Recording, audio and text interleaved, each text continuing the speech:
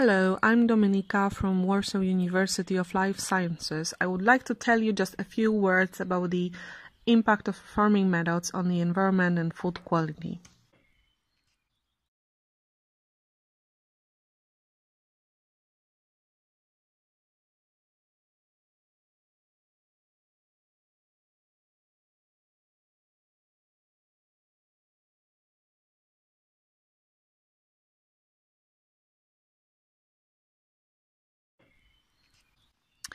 So when we screen through different regions of the world, we can identify some problems that can't be easily stopped by political or even geographical borders, and therefore it's very important to address them from a more global perspective.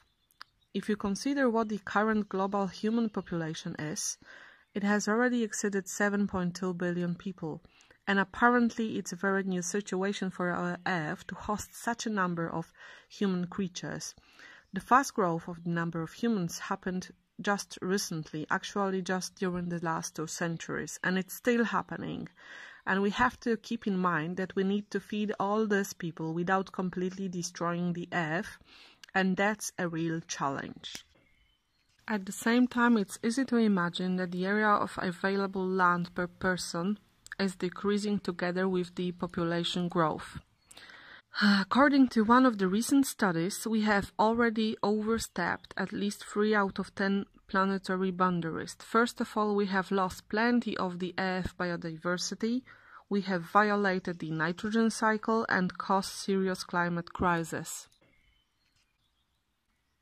When we look at the agricultural activity of human being, currently already close to 40% of the land area of the Earth is covered by the agricultural areas.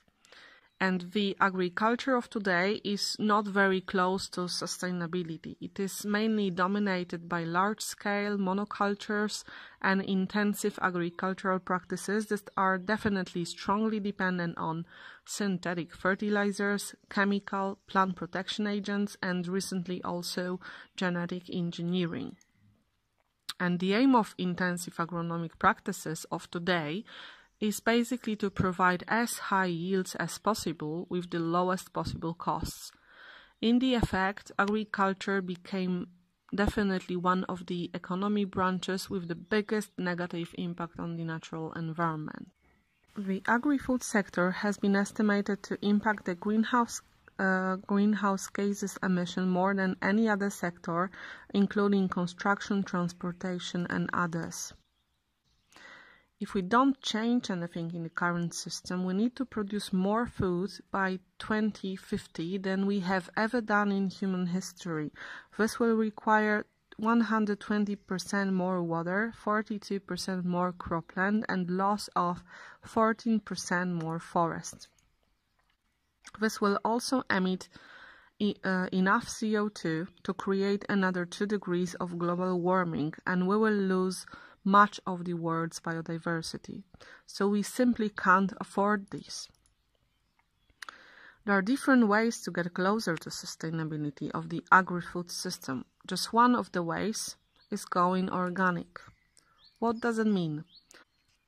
Organic food is produced only with natural inputs, without chemical, pesticides, synthetic fertilizers, and GMOs.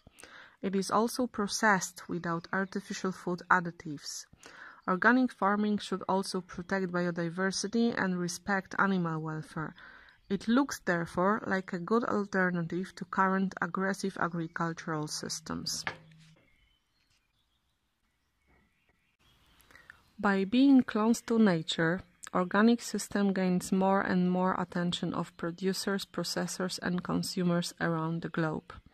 The number of organic farmers has grown 10 times in the last 15 years.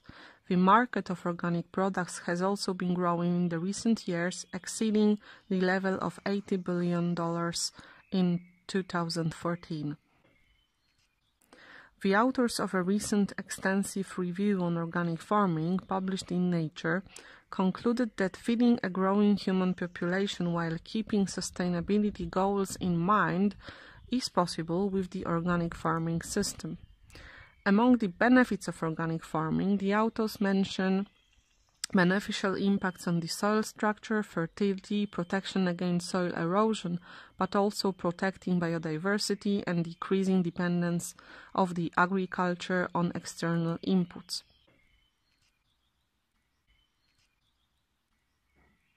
It became obvious that the agriculture of tomorrow should provide safe and quality food for everyone, ensuring at the same time the environmental, social and economic benefits. It should cover not only our current needs, but consider the needs of future generations. An organic system seems to address each of the mentioned points. However, still more research is needed to support organic farming and other sustainable practices to optimize the yields they provide and their environmental performance. Consumers often seek for safe and quality food with a positive impact on their health. Many of them believe that organic food is such a choice. I will show you selected results of the biggest organic versus non-organic food comparison meta-analysis that was carried out by researchers from Newcastle University, including myself, in years 2010-2016. The meta-analysis has shown up to 70% higher concentrations of different groups of plant secondary metabolites in organic compared to non-organic plant foods. Many of these compounds have previously been linked to a reduced risk of chronic diseases, including cardiovascular disease and certain cancers. Moreover, the study shown almost 50% lower cadmium concentrations in organically grown plants. Cadmium is a highly persistent and toxic heavy metal known to exert carcinogenic effects. Most importantly, we have found that the frequency of pesticide residues occurrence was 7 times higher in non-organic compared to organic fruit and 3 times higher in non-organically cultivated vegetables. And a question for discussion: how do you think? Are the reported differences between organic and non-organic foods relevant for our health? That's all for today. Thank you very much for your attention.